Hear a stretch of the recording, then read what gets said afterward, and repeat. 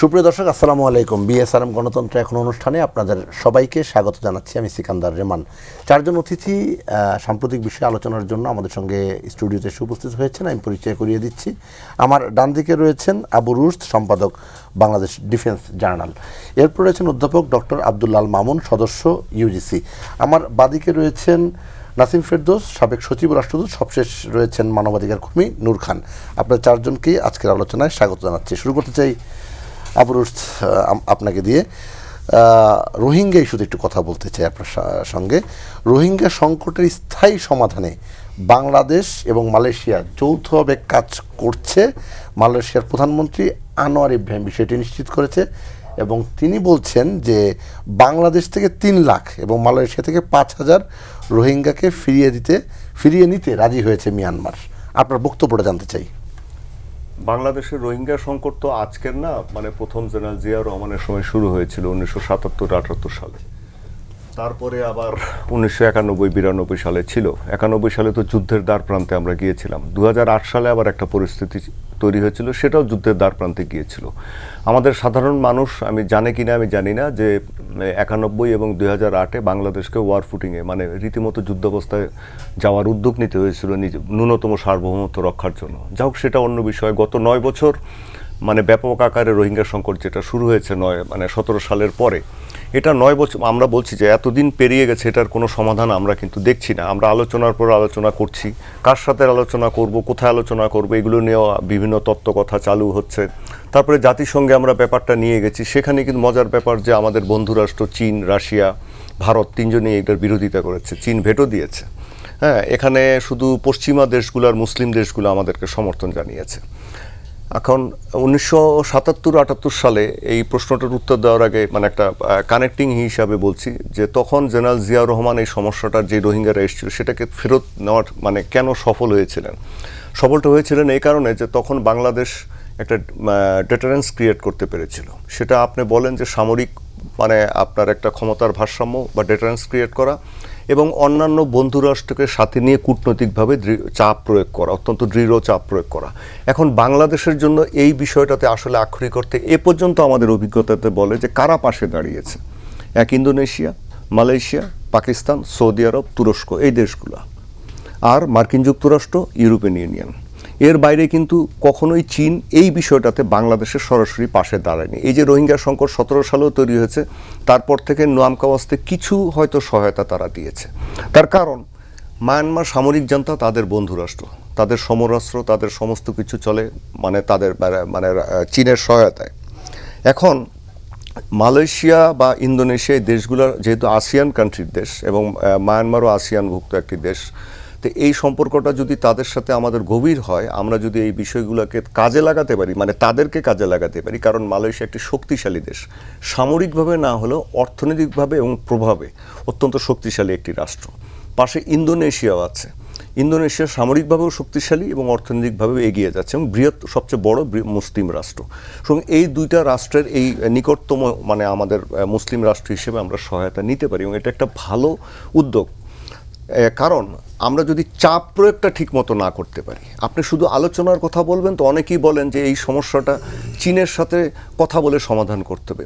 আপনি এই যে একটা করিডোরের কথাও এসছে, আপনি যেই জায়গা দিয়ে করিডোরটা যাবে, আপনি দেখেন এর বেশিরভাগ এলাকা হচ্ছে মায়ানমারের বিদ্রোহীদের দখলে। আমাদের পাশে যে রাখাইন যে স্টেট আর কি, যেখানে রোহিঙ্গারা থাকতো বা তাদের আবাসভূমি, প্রায় পুরোটাই আপনার আরাকান আর্মির দখলে। হ্যাঁ, তাতমাদাও মায়ানমার সেনাবাহিনী সেখানে আক্রমণ করছে, ঘিরে রেখেছে, এগুলো অনেক কিছু হচ্ছে, বোমা বর্ষণ করছে, এগুলো হবে। চীন রাষ্ট্র আপনার ওটার উপরে যে চীন রাষ্ট্রটা, সেটাও আপনার বিদ্রোহীদের দখলে। সুতরাং আপনি এই সংকটটার মধ্যে এদের সাথে কতটুকু আলোচনা করে সমাধান করতে পারবেন? আপনি কি আরাকান আর্মির সাথে সমাধান করবেন?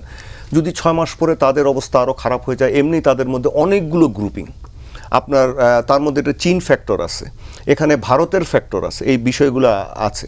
সুতরাং আপনাকে এই নিকটতম প্রতিবেশী, মুসলিম প্রতিবেশী হিসাবে মালয়েশিয়া, ইন্দোনেশিয়ার সহায়তা নিতে পারলে আপনি কিছুটা চাপ প্রয়োগ করতে পারবেন, ডেটারেন্স ক্রিয়েট করতে পারবেন। আর যদি আপনি বলেন যে এখন বাংলাদেশ, আপনারা হয়তো লক্ষ্য করেছেন যে আমাদের বিকল্প একটা চিন্তা করতে হচ্ছে সামরিক সরঞ্জাম সংগ্রহের। সেটা কি? আমরা যদি ওই এলাকাটায় একটা ভারসাম্য রাখতে চাই, যে যদি কথার কথা ধরে নেই, যেহেতু আগে যুদ্ধাবস্থা তৈরি হয়েছিল, যে মায়ানমার এরকম কিছু করতে গেলে বা অন্য কোনো ক্ষেত্রে বাংলাদেশের ব্যাপারে কোনো সামরিক পদক্ষেপের দিকে যেতে পারে, কেননা আমাদের বর্ডারে এর মধ্যে অনেক কিছু মানে ঘটনা ঘটেছে, তার হয়তো সব কিছুই আপনার পত্রিকাতে আসেনি, তাহলে আমাদেরকে চীন ওই সময় আমরা আগের অভিজ্ঞতায় দেখেছি যে লজিস্টিক্স দেওয়া বন্ধ করে দিয়েছে, মানে গোলা বারুদ, এয়ার টু এয়ার মিসাইল, আপনার বোমা, বিমান বাহিনীর যে আপনার জঙ্গি বিমানের বোমা, এগুলো দেওয়া বন্ধ করে দিয়েছিল। তখন আমাদের এগুলো আনতে হয়েছে পাকিস্তান থেকে, তারা একই ক্যালিবারের এগুলো তৈরি করে পাকিস্তান অর্ডিন্যান্স ফ্যাক্টরি মনে হয় ওখান থেকে আমাদেরকে আনতে হয়েছে। সামরিকভাবে যে সক্ষমতার কথা বলছেন এই বিষয়ে আমরা বিস্তারিত আপনার কাছে আসবো। আমরা নূর খানের কাছে যেতে চাই। আবু রুদ ভাই যেটা বলছিলেন যে ফিরিয়ে নেওয়ার বাস্তবতা, আমরা তো অন্তর্বর্তীকালীন সরকারের সময় শুনছিলাম যে ঈদের নামাজও গিয়ে সেখানে পড়বে, মানে এগুলি কি আসলে বাদ কিনা? সাধারণ মানুষ আসলে এগুলি নিয়ে আসে শুনতে মানে আসলে মানুষ বিরক্ত। মানে তিনটা ধাপে আমাদের আলোচনাটা হলে, তিনটা সময়কাল নিয়ে যদি আমরা আলোচনা করি, সবচেয়ে গুরুত্বপূর্ণ সময় হচ্ছে 2017 থেকে আজ পর্যন্ত। আর আমার চোখে রুদবাইয়ের মতো একই জিনিস যে 77, 78 এবং 90, 91 যে ক্রাইসিসটা, এইটা কিন্তু এই দুইটা সময় কিন্তু আপনাকে প্রস্তুতি নিতে হয়েছে দুইভাবে। একটা হচ্ছে সামরিক প্রস্তুতি, আরেকটা হচ্ছে কূটনৈতিক প্রস্তুতি। এই দুইভাবে আপনাকে বিষয়টাকে ডিল করতে হয়েছে।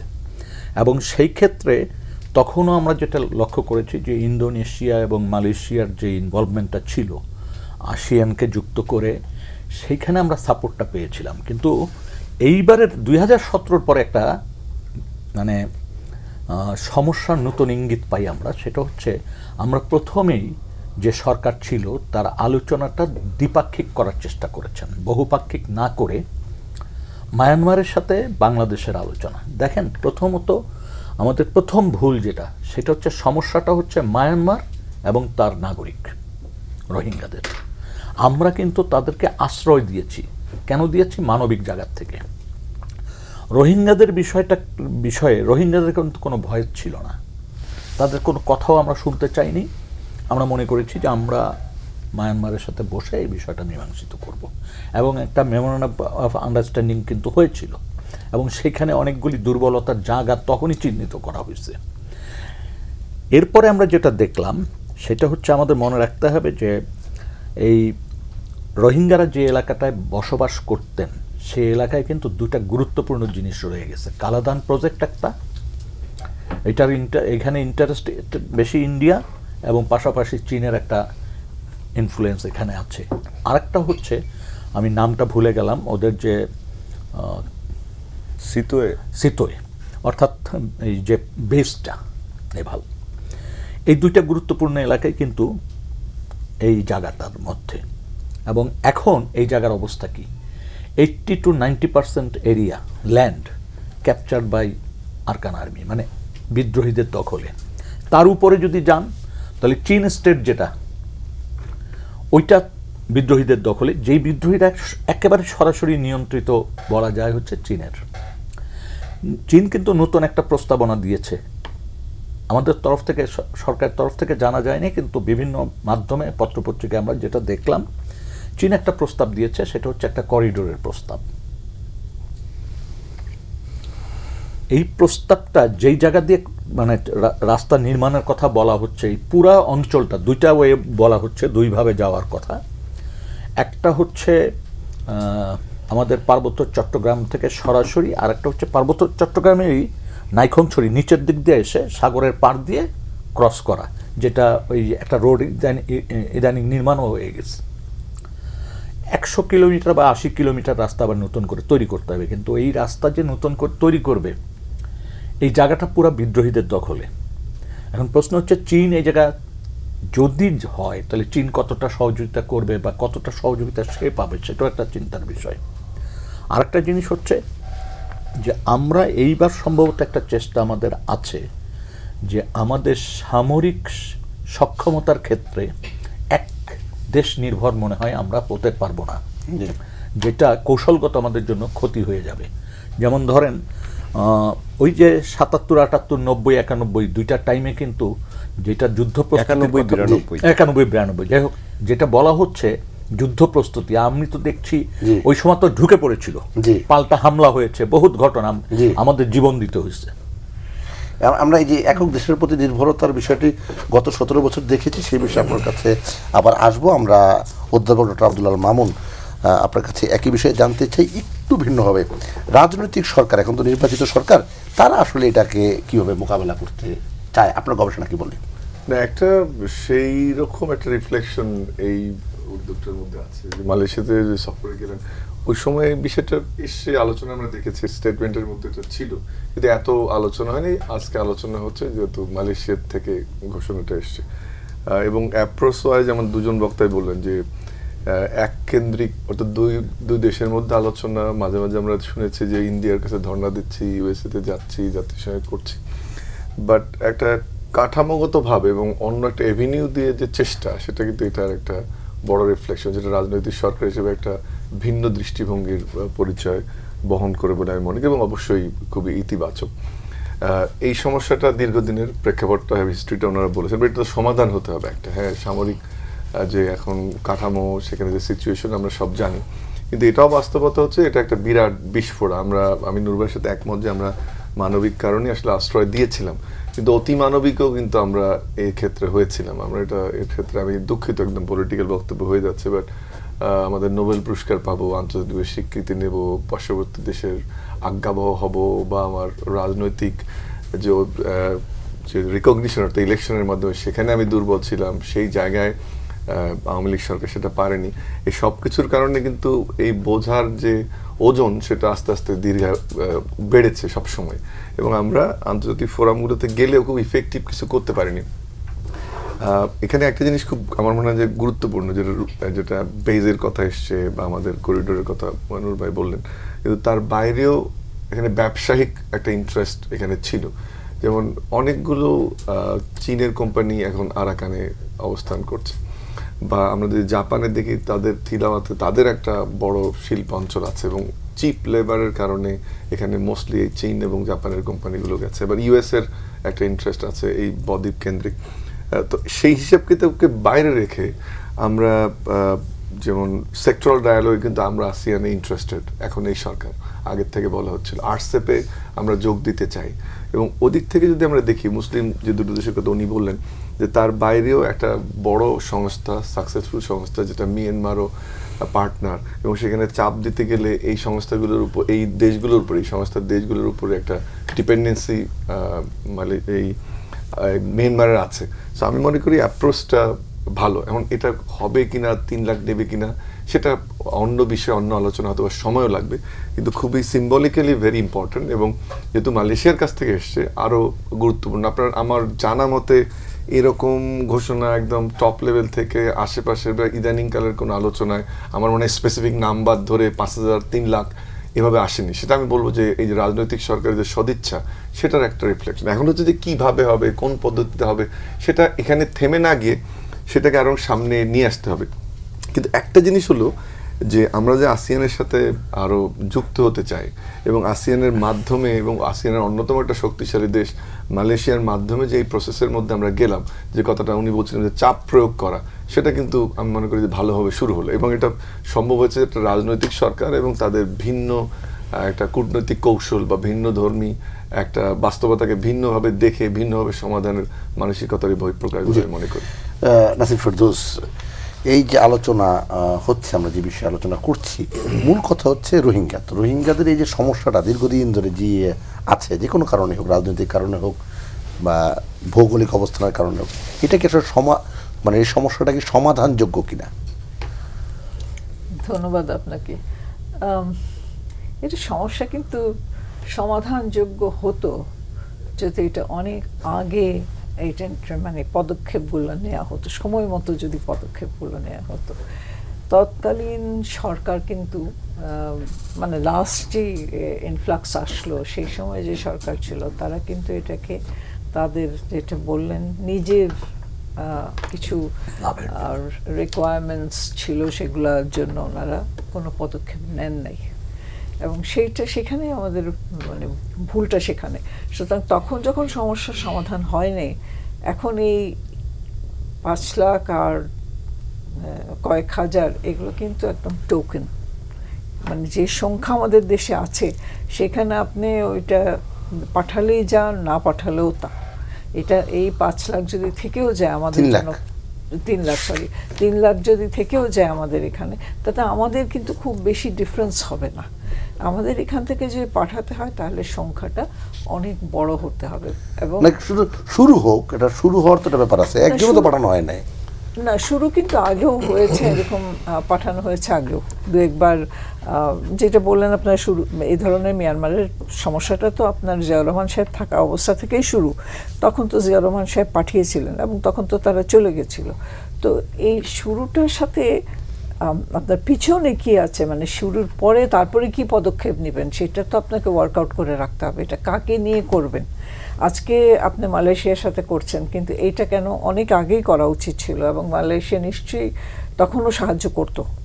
যখন মিয়ানমারকে আসিয়ান তাদের মেম্বার করলো, তখন কিন্তু আমরা অনেকেই বলেছিলাম পররাষ্ট্র মন্ত্রণালয়ের ভিতরে, আমি ইন্দোনেশিয়া বেস ছিলাম, আমি তখন বলেছিলাম যে বাংলাদেশ সরকারকে আপত্তি করতে, যে মিয়ানমার এইরকম একটা হিউম্যান রাইটস করছে, এইখানে যাতে মিয়ানমারকে তারা আসিয়ানের সদস্য না করে। কিন্তু তখন সরকার কিন্তু ওই যে নিজের ইন্টারনাল কিছু ইস্যুস ছিল, সেগুলো কারণে হয়তো হতে পারে যে তারা তখন কোনো পদক্ষেপ নেন নাই। এখন এই সামান্য সংখ্যা গেলে কোনো শুরু হলে কোনো লাভ হবে, আমি খুব অ্যাকচুয়ালি দেখি আশাবাদী হতে পারছেন না। আশাবাদী হতে পারছি না। আমি মনে করি যে প্রথম সংখ্যাটাও একটু বড় সংখ্যা হতে পারে। এখানে একটা শুধুমাত্র আশার যে হচ্ছে যে মালয়েশিয়া বলছে, মালয়েশিয়া এখানে মধ্যস্থতায় আসছে, কিন্তু মালয়েশিয়াকে এই মধ্যস্থতা টেনে নিয়ে যেতে পারবে, আরও বড় করে সংখ্যা নিতে পারবে কিনা সেইটা আগে যাচাই বাছাই করতে হবে। মালয়েশিয়ার সাথে সেই আলোচনায় যেতে হবে, এবং আলোচনাটা দীর্ঘ সময় ধরে ভালো করে প্রত্যেকটা খুঁটিনাটি কিন্তু আলাপ আলোচনা করতে হবে। কোন পদ্ধতিতে যাবে, কারা যাবে, কখন যাবে ইত্যাদি সব কিছু কিন্তু ডিটেলস, এগুলো তো আমরা জানি না, কি আলাপ আলোচনা হয়েছে আমরা কিছুই জানি না। এই পদ্ধতিগুলো আমাদের জানতে হবে, নাহলে 5 লাখ গিয়ে যেভাবে তারা আছে সেখানে 5 লাখ গিয়ে খুব একটা যে তফাৎ হবে আমার মনে হয় না। এবং টোকেন দিয়ে আমাদের লাভ নেই, এখন টোকেনের দিন চলে গেছে। টোকেন নেওয়ার দরকার ছিল তখন যদি নিত, এটা এই 5 লাখকে আমরা রাখতেও পারবো, খাওয়াতেও পারবো, আমি বিশ্বাস করি, যেভাবে বাকিদেরকে খাওয়াচ্ছে। আরও না আসলে হলো, আরও যাতে না আসে সেটাকে বন্ধ করতে হবে, সেই পথটা একদম বন্ধ করে দিতে হবে, কিন্তু এদেরকে নিতে হলে একটু বড় সংখ্যায় নিতে হবে। জি, আমরা আলোচনা করব আরও বিস্তারিত, তবে একটা বিরতি নিয়ে আসি। সুপ্রিয় দর্শক, আপনারা দেখছেন বিএসআরএম গণতন্ত্র এখন। ছোট্ট একটি বিরতি নিয়ে ফিরছি, আশা করি আমাদের সঙ্গেই থাকবেন।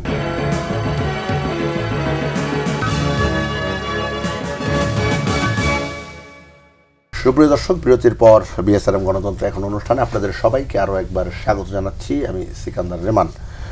আবু রুশদ, আমরা বিরতির আগে আপনার কাছ থেকে যে কথাগুলো শুনছিলাম, অসমাপ্ত ছিল কথাগুলো, আপনি সামরিকভাবে সক্ষমতা অর্জনের কথা বলছিলেন। অবশ্যই আপনার দুটো জিনিস লাগে এই ধরনের সমস্যা মোকাবেলার জন্য। দেখেন, উনি একজন কূটনীতিবিদ, একজন মানে প্রখ্যাত কূটনীতিবিদ, উনি তো একদম টু দি পয়েন্ট একদম ঠিক কথাটা বলেছেন যে আপনি 3 লাখ এই টোকেন, আপনি বলবেন যে এটা তো শুরু হলো, কিন্তু আসলে তো পুরো সমস্যার আপনি কি, এটার পিছনে কি, ওরা তো বারবার করছে। ওই 78-77 সালে আমরা ফেরত পাঠিয়েছি, 91 সালেও ফেরত পাঠিয়েছি, 92 সালে আবার পাঠাচ্ছে। তার মানে কি, এটা হচ্ছে কি যে বাংলাদেশের এই জায়গাটা আপনার, এটা শুধু এথনিসিটির ব্যাপার না, এটা জিও স্ট্র্যাটেজির সাথে জড়িত। আমাদের এখানে কতগুলো চাপ প্রয়োগ করছে। আমরা বারবার যেটা করছি, ভুল করছি, যে আমরা মনে করি যে আমাদের সামরিক সক্ষমতার প্রয়োজন নেই।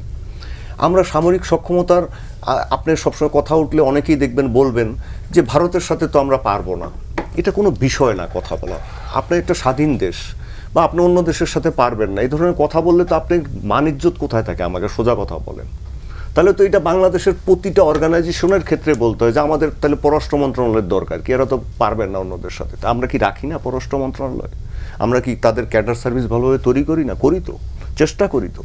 তো এখন আমরা আগের অভিজ্ঞতায় যেটা দেখেছি যে যখন আপনি ডেটারেন্স ক্রিয়েট করা যায় এবং আমাদের বন্ধু রাষ্ট্রগুলোর সহায়তা নেওয়া যায়, তখন আমরা দুদিক দিয়ে, মানে একটা কূটনৈতিক দিক দিয়ে রোবাস্ট একটা কূটনৈতিক আমরা কূটনীতি ফলো করি এবং প্লাস হচ্ছে আমরা যদি আমাদের সক্ষমতাটা বাড়াই, তাহলে এই দুটাকে সম্মিলন করলে আমরা একটা ব্যবস্থা নিতে পারি, আমরা চাপ প্রয়োগ করতে পারি।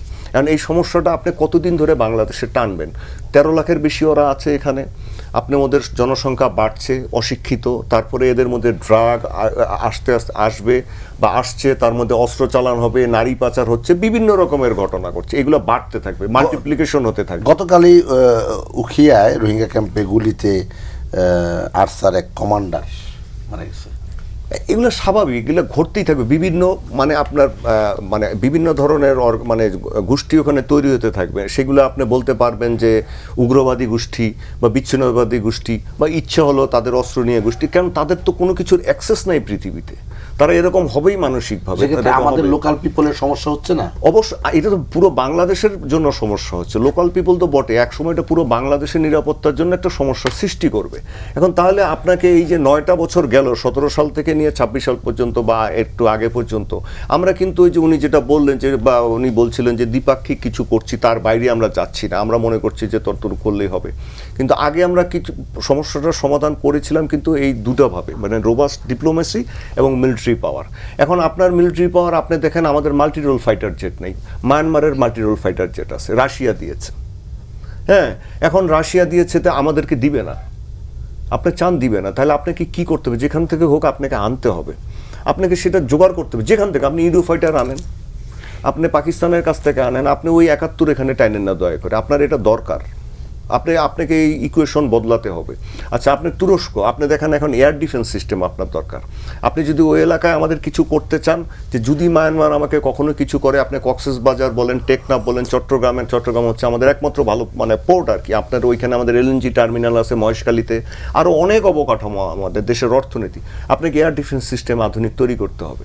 বিস্ময়করভাবে বিগত সরকারের সময় কখনো আমাদেরকে ভালো এয়ার ডিফেন্স সিস্টেম আনতে আমরা পারিনি পার্শ্ববর্তী দেশের কারণে। হ্যাঁ, এখন আপনি তুরস্কর ব্যাপারে এইসব বিষয় নিয়ে কথা কিছুটা হচ্ছে, এবং এই জায়গা থেকে যদি আনি তাহলে আমাদের কি হবে, যে এর আগে যে আমাদের অভিজ্ঞতাগুলো, যে চায়নার ইকুইপমেন্ট আমাদের কাছেও আছে, মায়ানমারের কাছেও আছে, একই ধরনের ইকুইপমেন্ট, ধরেন কামান 130 বা 122 মিলিমিটার কামান, ওদেরও আছে আমাদেরও আছে, একই জেনারি। হ্যাঁ, ওরাও F7 বিমান ব্যবহার করছে, আমরাও F7 বিমান ব্যবহার করছি। তখন আমরা দেখছি যে ওই দুইটা ক্ষেত্রেই 1991 সালে 2008 সালে চীন আমাদেরকে লজিস্টিক্স মানে গোলাবারুদ দেওয়া বন্ধ করে দিচ্ছে, না তোমরা আলোচনা করো। এদিকে মায়ানমার কিন্তু মোবিলাইজ করছে, তাকে গোলাবারুদ কিন্তু ঠিকই দিচ্ছে, এই যে এখনও দিয়েছে। এই আমাদের মানে প্রধানমন্ত্রী যখন ফেরত আসলেন চীন থেকে, তার 3 দিনের মাথায় আপনার রাখাইন প্রদেশে 36টা আপনার বোমাবর্ষ মানে জঙ্গি বিমান দিয়ে আপনার আক্রমণের ঘটনা ঘটেছে এই ইয়েদের উপরে, আরাকান আর্মির উপরে। তার মানে আপনার এই এইগুলো পাচ্ছে কোথা থেকে? চায়না থেকে পাচ্ছে। তো তখন আমাদেরকে আগের বার কি করতে হয়েছে, আমরা যখন পাচ্ছি না, দেন পাকিস্তানও একই ধরনের আপনার কামান এবং অন্য বিমান ব্যবহার করে। তো সুতরাং ওরা আবার এগুলো নিজেরা তৈরি করে, মানে ওদের এয়ার টু এয়ার মিসাইল বা বোমা এগুলো তৈরি করে। সুতরাং আমাদেরকে ওখান থেকে আনতে হয়েছে, শ্রীলঙ্কা হয়ে আমাদের চট্টগ্রামে আনতে হয়েছে। এই কথাগুলো আমাদের এখানে হয়তো আমি ছাড়া আর কেউ লেখেও নি বা মানে বলেও নি, বা এগুলো হয়তো অনেক কিছু আছে। তা আপনি টার্কির কাছ থেকে আনতে পারেন, এখন আমাদের তারা চমৎকার এয়ার ডিফেন্স সিস্টেম তৈরি করে, আমরা কিছুটা ড্রোনের ব্যাপারে এগিয়েছি। এগুলো আমাদেরকে করতে হবে, খেয়ে না খেয়ে করতে হবে। আপনি যদি বাংলাদেশকে সার্বভৌম রাখতে চান, আপনাকে তখনই একটি দেশ গুরুত্ব দিবে যদি আপনার অর্থনৈতিক সক্ষমতা থাকে এবং সামরিক সক্ষমতা থাকে এবং আপনার চোস্ত কূটনৈতিক আপনার কৌশল থাকে এবং সেরকম কূটনীতিবিদ থাকে, তাহলে আপনি পারবেন এই জিনিসগুলোকে একসাথে করতে। একটাকে বাদ দিয়ে আরেকটা করলে পারবেন না। শুধু অর্থনৈতিক উন্নয়ন করবেন, আবার ধসে পড়ে যাবেন, আপনার পাশে কাউকে পাবেন না। শুনুন, আপনাকে আরেকটা জিনিস, আমাদের দেশের মানুষকে আবেগ বর্জন করে মার্কিন যুক্তরাষ্ট্রকে এখানে সাথে নিতে হবে। আপনি মানেন না মানেন, যত আবেগের কথা বলেন, আপনি ইরান ইস্যু এটা আলাদা বিষয়। মার্কিন যুক্তরাষ্ট্র পৃথিবীর 1 নম্বর পরাশক্তি, ওরা আমাদেরকে সবচেয়ে বেশি অর্থনৈতিকভার আমাদের জিনিসপত্র আমাদের কাছ থেকে কেনে আমরা সহায়তা পাই। আমরা ট্যারিফের ক্ষেত্রেও ভারতের থেকে অনেক সুবিধাজনক সহায়তা পেয়েছি। তো ওদের যে সহায়তাটা আমরা এই পর্যন্ত রোহিঙ্গাদের ক্ষেত্রে পেয়েছি, যে ডিপ্লোম্যাটিক্যালি তারা সহায়তা করছে আমাদেরকে, এবং মায়ানমারের এই জায়গাটায় ওরা ব্রেভ বার্মা অ্যাক্ট বাস্তবায়ন করছে, যেটা আগেও আমি বহুবার বলেছি। সুতরাং ওদেরকেও এনগেজ করতে হবে, সাথে নিতে হবে। এখন আপনি কি তাহলে বলবেন যে আমি কি চায়নার সাথে বিরোধিতা করব? নো, আপনি বিরোধিতা করার প্রশ্ন না। আপনি এখানে একটা কৌশল প্রয়োগ করতে পারেন। ওরা করিডোর চাচ্ছে, সেটা যেখান দিয়ে হোক, কুনমিং পর্যন্ত তো চাচ্ছে, এটা চাচ্ছে মালাক্কা স্ট্রেইটকে অ্যাভয়েড করার জন্য, in case of emergency, in case of any war with আপনার ওয়ার লাইক সিচুয়েশন যদি হয়, তাহলে ওর পণ্য পরিবহন মালাক্কা স্ট্রেট দিয়ে ইন্দোনেশিয়ার ওদিক দিয়ে হয়, সেটা তো বন্ধ হয়ে যাবে। সুতরাং ও একটা অ্যাক্সেস রুট চাচ্ছে আমাদের চট্টগ্রাম বন্দর পর্যন্ত। ফাইন, তোমাকে আমি দিব, তুমি আমাকে এই মায়ানমার সরকারের সাথে কথা বলে আমার রোহিঙ্গা সমস্যার সমাধান আগে করে দাও, এদেরকে প্রত্যাবর্তন করো, দেন আমি আসি। তারপরে আমরা ওদের সাথে যেতে পারি যে আমরা তোমার জন্য এটা রাজি আছি, তুমি আমার সমস্যাটা সমাধান করে দাও। নূর খান একেবারেই বিস্তারিত বললেন। আবু রুস্ত, আপনার কাছে আপনি নিজেই বলছিলেন যে একক দেশের প্রতি নির্ভরতা, যেটা বিগত দিনে আমরা দেখেছি, এই নির্ভরতা তো মোটামুটি আমাদের একবারে ডুবিয়েছে, আপনারা এই আলোচনায় বলছেন। এখন আসলে কূটনীতিটা কি হবে? তার আগে আমি একটু পিছনে ফিরে যেতে চাই। সেটা হচ্ছে এই 2017 সালে যখন 27 অক্টোবর সম্ভবত মায়ানমারে প্রথম আঘাত আসে রোহিঙ্গাদের উপর, 17 সালে, দিনটা ছিল সম্ভবত শুক্রবার। আমি তার 2 দিন বা 3 দিন পরে কিন্তু বর্ডার এরিয়ায় যাই, এবং একটা জিনিস আমাদের ধারণা এরকম আছে যে আমরা মনে হয় সানন্দে তাদেরকে গ্রহণ করেছি, বিষয়টা কিন্তু তেমন ছিল না। 2 থেকে 3 দিন কিন্তু বর্ডার সিল করা ছিল। কিন্তু কিভাবে এটা সম্ভব? যখন নৌকা লাশ পাঠিয়ে দিচ্ছে, লাশ এই পারে চলে আসতেছে, আহত মানুষদের পাঠায় দিচ্ছে, এই পারে চলে আসতেছে, এবং হেলিকপ্টার গানশিপ ব্যবহার করা হচ্ছে, তারপরে নেভাল থেকে নৌবাহিনী অ্যাটাক করছে, তখন তো মানুষ মৃত্যু ভয়ে যে যেভাবে পেরেছে আশ্রয়ের জন্য বাংলাদেশের দিকেই আসছে। নদী সাঁতরে চলে আসতেছে, নদী একটা নদী না, কয়েকটা নদী সাঁতরিয়ে তাকে আসতে হয়েছে। তো ওই সময় প্রথম 2-3 দিন চেষ্টা করা হয়েছিল, কিন্তু আসলে মানবিক জায়গার থেকে কোনো দেশের পক্ষে এটা সম্ভব না ঠেকিয়ে রাখা। এটা কিন্তু আমাদের মনে রাখতে হবে। যেমনি পারে নাই 77 বা 91-তে, এটা সম্ভব না। আমরা তো একসময় নৌকা ফেরত দিছি, আবার সেই অন্য পথ দিয়ে কিন্তু সেই নৌকা ঢুকে পড়েছে। আর আসিয়ানের ব্যাপারে খুব যে এখানে আশাবাদী মানে হওয়ার, সেটা আমার কাছে এখনো মনে হয় না, পরিস্থিতিগত কারণে। দেখেন, রোহিঙ্গাদের একটা বেশ উল্লেখযোগ্য সংখ্যক রোহিঙ্গা কিন্তু আছে অবৈধভাবে মালয়েশিয়ায়। মালয়েশিয়ারও কিন্তু এখানে সমস্যা রয়ে গেছে তাদেরকে ফেরত পাঠানো। আর আমাদের এখানে যে 13 লক্ষ, এটা 13 লক্ষ না, এটা আরও বেড়েছে, কারণ তারপরেও আরও আসছে, এখনও আসে, এখনও কিন্তু প্রতিনিয়ত প্রতি মাসেই কয়েকটা পরিবার করে আসে, বংশবৃদ্ধি হচ্ছে। আর এটা 60,000-এর মতো জন্ম নিবন্ধিত হচ্ছে আনুমানিক প্রতি বছরে। 60,000, জি, এটা কিন্তু অনেক বড় একটা সংখ্যা। তো এই জায়গার থেকে যেটা দেখেন, ক্রাইসিসগুলি জন্ম নিচ্ছে। আমরা কি এখনো জাতীয় পরিকল্পনা বলে কিছু আছে, আমাদের জাতীয় নীতি বলে কোনো কিছু আছে যে এই বিষয়ে আমরা কি করব? আমি ওখানে কাজ করতে যে 17 সাল থেকে 19 সাল পর্যন্ত বা 20 সাল পর্যন্ত একটানা ছিলাম, আর হ্যাঁ একটানা ছিলাম 3 বছর। সেখানে দেখেছি যে সমন্বয়হীনতা কাকে বলে। রুশদ ভাই যেটা বললেন যে 77-এর যে অভিজ্ঞতা, 91-এর যে অভিজ্ঞতা, সেটা এখন কাজ করবে না। কেন করবে না? আমাদের এক একটা এজেন্সি এক একভাবে ডিল করেছে। আপনি দেখেন, যেই সময়ে তাদের ভয়েস রেস্ট করার জন্য সুযোগ করে দেওয়া দরকার ছিল, সেই সময় তাদের লিডার হত্যা হয়ে গেল, এবং তার আগে হত্যার মতো পরিস্থিতির জন্য লোকাল মিডিয়াকে ব্যবহার করা হলো। 25শে আগস্ট যে সমাবেশ, সেই সমাবেশের পরে কি হলো, মানে পুরা জাতীয় নিরাপত্তার প্রশ্ন এমনভাবে নিয়ে আসলো তো ওখানে অঘটন ঘটে গেল। আপনি নেগোসিয়েশন করবেন বহু পক্ষকে যুক্ত করে। আপনি এটা ঠিক যে আমেরিকানরা যে পরিমাণ সাহায্য দিয়েছে, সম্ভবত 33% সাহায্য ওখান থেকে আসছে, আমি যদি ভুল না করে থাকি, এবং এখনও অনবরত কিন্তু সাহায্য ওখান থেকেই বেশি আসে। আমরা কিন্তু শুধু এটা দেখছি। আরেকটা দিক দেখেন, কানাডা এবং আমেরিকা কিন্তু অল্প সংখ্যক মানুষ নিলেও কিন্তু এখান থেকে নিয়েছে তারা। থার্ড কান্ট্রি রিসেটেলমেন্টের যে বিষয়টা আছে সেটা কিন্তু করেছে, কম হোক বেশি হোক। আরও বেশি সম্ভাবনা ছিল, যেটা আমাদের পরিবেশগত কারণে সেটা মানে গতি কমে গেছে। আপনি আমাদের দুইটা সমস্যা, ওখানে যদি রোহিঙ্গারা অবস্থান করে তাহলে আমাদের জাতীয় নিরাপত্তার ক্ষেত্রে একটা সমস্যা ওই এলাকায় হতে পারে, এবং অনেকগুলো গ্রুপ কিন্তু এই রোহিঙ্গাদের ভিতর কাজ করে। আপনি আরসান নেতাকে হত্যা ঘটনা তো বললেন যে গতকাল, আপনি আগামী 2-4 দিনের ভিতর আরও ঘটনা প্রত্যক্ষ করতে পারেন, খবর আসতে পারে, কারণ আমরা দেখেছি তো পাল্টাপাল্টি ঘটনাগুলি ঘটে।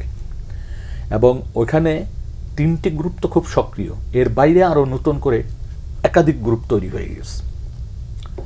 এবং যে পরিমাণ অস্ত্র আনা নেওয়া হচ্ছে, আপনি দেখেন একটা সময় ছিল যখন কক্সবাজার বেলটাতে শুধু যে রোহিঙ্গাদের অস্ত্র আসতো তা না, এই মানে উপমহাদেশের যতগুলি গেরিলা গ্রুপ আছে